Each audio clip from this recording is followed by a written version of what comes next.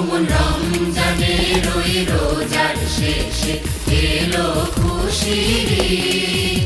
ওমন রমজানের ওই রোজার শেষে এলো খুশির ঈদ।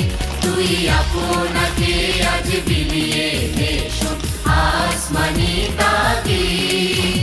ওমন রমজানের ওই রোজার শেষে এলো খুশির ঈদ।